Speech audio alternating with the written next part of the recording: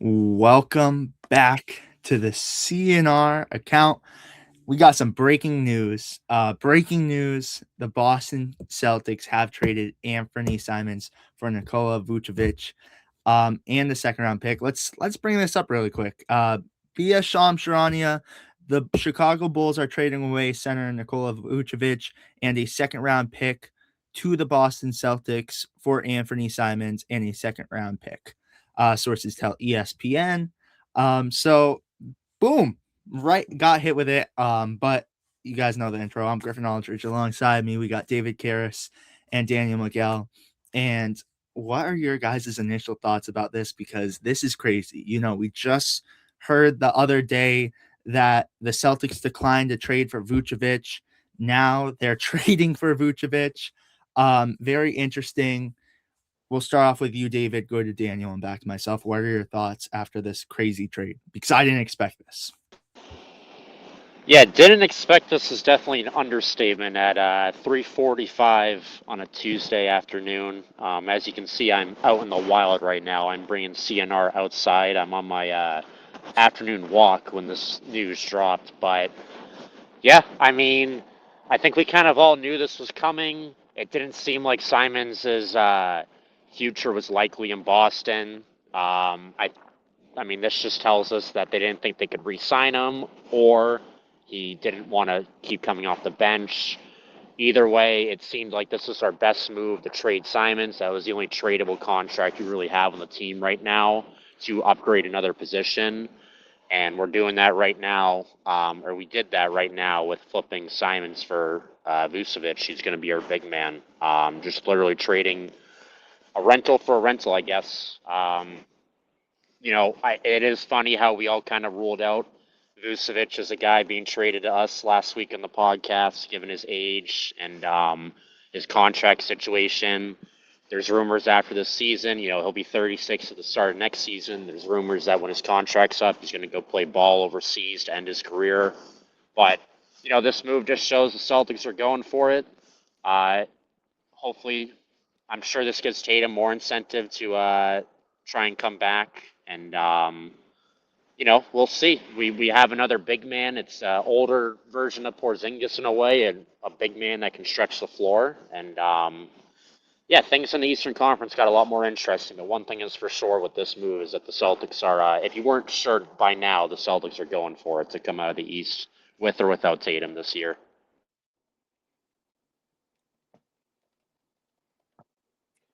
Yeah, I agree. Like you said, David, it was a rental for a rental is the way I describe this one. Yeah. Anthony Simons, who once again, like you said, David, his future is not secure on the Celtics, and we've talked about that for the past 2 weeks. Um, there were a lot of minor issues that led up to Anthony Simons leaving Boston. Just as he was finding his place on the team. We've mentioned in the recaps how he's finally finding his rhythm and his spot on the team and how he influences the team positively in terms of scoring. But yeah, there are a lot of risks with going for someone like Vucevic. Um, Again, age being one of the main ones. But I think the thing I like most of what you said, David, is that there's a lot of resemblance to Porzingis. It's like an older version of Porzingis where, you got a big who can shoot the three as well. So it spaces out the court for everyone else as well.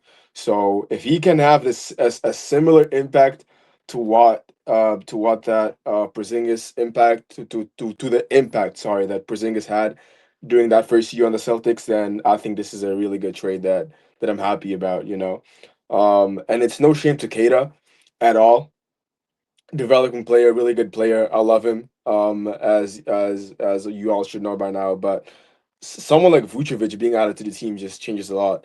And hopefully, like you said, David, as well. I hope it influences Tatum's decision on when he's coming back to the court.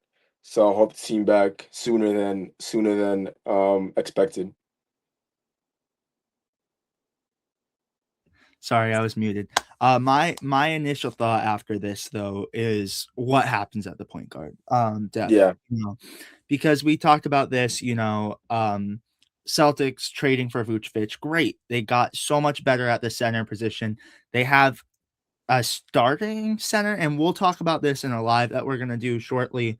But my next question, is who do they go for after this now? Do you get a guy like I don't even know. That's why I made this trade, and I kind of predicted it in a sense with the Vucevic side of it, but not the Io DeSumo side of it. But you need a point guard now.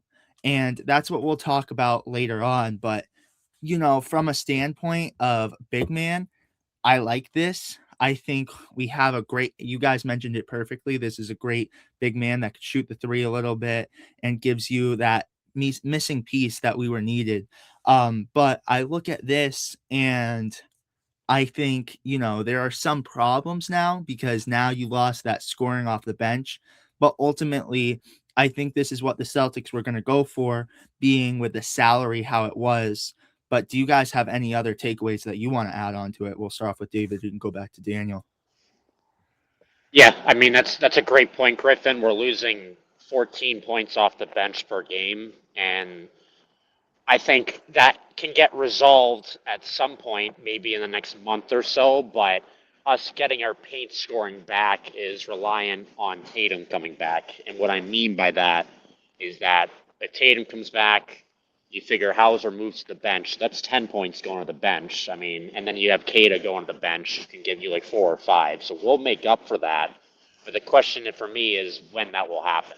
And you're 100% right with the whole point guard situation. I mean, I would say that really the Celtics the whole season have gone without a playmaking point guard off the bench. I mean, Simons could flex as a point guard or a shooting guard, but we all know, especially watching the games this season with Simons, he's at his best when he's shooting or passing the ball and making that split second decision. So, you know, we'll see where that'll come from, if that'll come from somewhere. I mean, does Ron Harper get elevated? Is he going to be given the keys? I mean, I don't really know, but that is a problem right now for sure. Is who's going to be, facilitating the offense at least a little bit off the bench.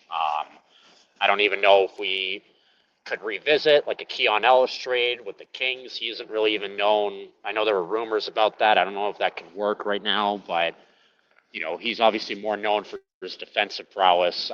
Not so much playmaking, but you are 100% right with that not even just focusing on like a playmaking point guard, there's just a lack of guards, period, coming off the bench now. So we got to figure something out with that.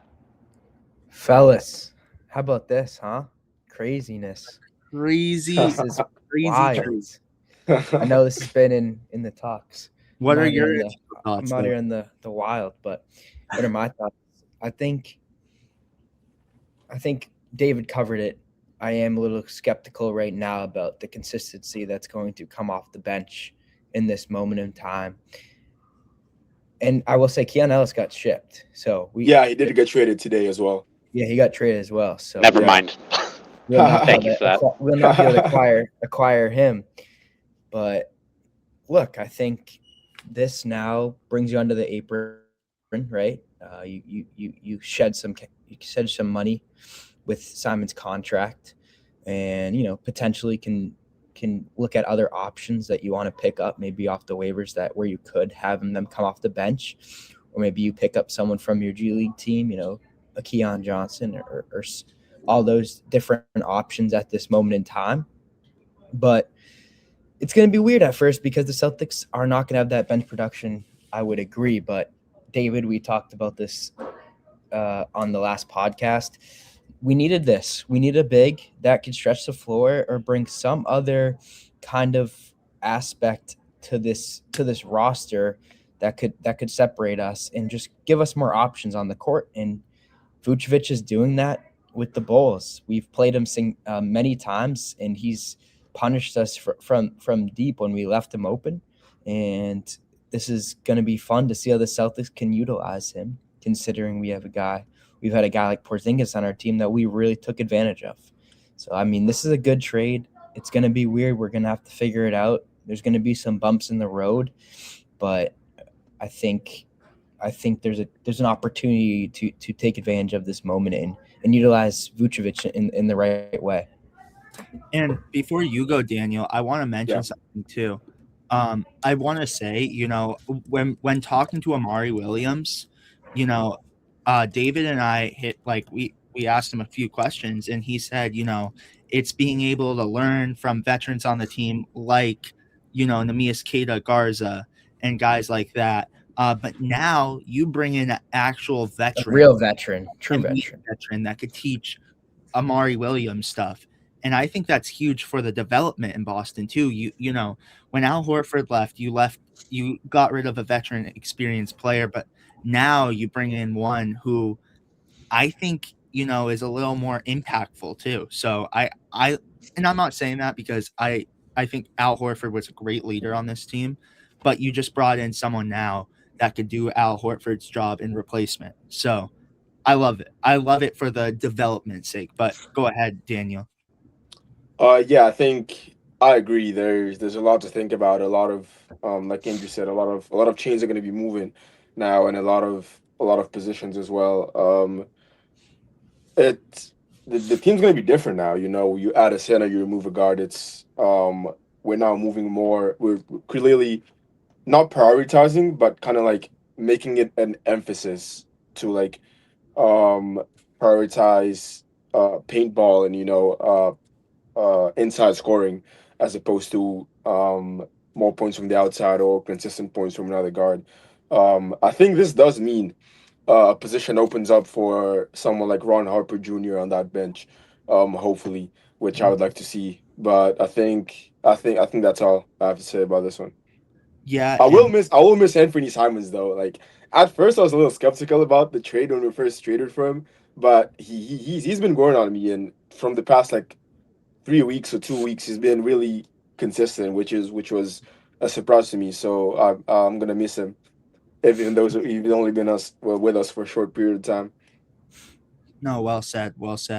But we'll go around because you guys, if you are seeing this video, we're gonna have more faces on as well. We're gonna do it live and break down and go in depth into it and talk about situations that could come out of this and everything. So after you're seeing this video, go check out our lives because we want to break that down. But do you have any final thoughts? We'll go Andrew, David, Daniel, back to myself before we close out. No, I mean, I think this is crazy, but I think it's something we certainly saw coming. And I think you pick up a guy he's averaging 16, about 17 points and about 9 rebounds, so close to a double-double at this moment in time. So you bring on rebounding, which is going to help us have more possessions on the offensive end against other teams. So that's going to significantly help us in that aspect. And so while you're losing Simons, who's an offensive threat, who's been consistent off your bench, there could be some subtle improvements that we might not have thought could come from this that are going to. I think Vucevic is very good creating in that pick and roll scenario and finding the open guys, something that Queta and Garza sometimes struggle with. So now you're potentially going to put a little more pressure on that rim, and Vucevic can actually find guys like Hauser, Shireman, and other players who can have set shots instead of having more contested, harder shots. So I think Vucevic could potentially make a lot of these guys' lives a little easier and give this offense another extra punch, considering we're already pretty high in offensive efficiency within this league. So yes, there are some question marks, but I think if used appropriately, this could really help propel us to be an even better team. Well said. What about you though, David? Yeah, when the Celtics acquired Drew Holiday 2.5 years ago in the introductory press conference, or I think it was media day for the championship season, Brad Stevens was asked to talk about that trade. David, you're in an igloo, David. David, we have to say it for the live. Yeah, David for the live. That gives you guys. Is this any better? Nah, David, you're in an igloo. Is that better? Though, to everyone, go check out the live to see what David has to say. That you want to go see it, but we'll save his final thoughts for over there. But Daniel, what are your final thoughts? No, I feel like everything's been said already. There's gonna be a shift on the bench, definitely, and now we're gonna see more of a rotation. Before it was just Keita and Garza. Recently we've added Amar Williams to that rotation in terms of bigs, and now we have the most experience of all of them in Vucevic, to kind of cap off that big man rotation on the team. So it's gonna be fun and interesting to see how they all play, how they all impact the team on the court, and most importantly, what they all teach each other and how it affects everyone else on the court as well. No, well said, well said. And you guys already heard my opinion. I'm excited for the development piece of this. I think that's huge for the Boston Celtics because development is what's key this year.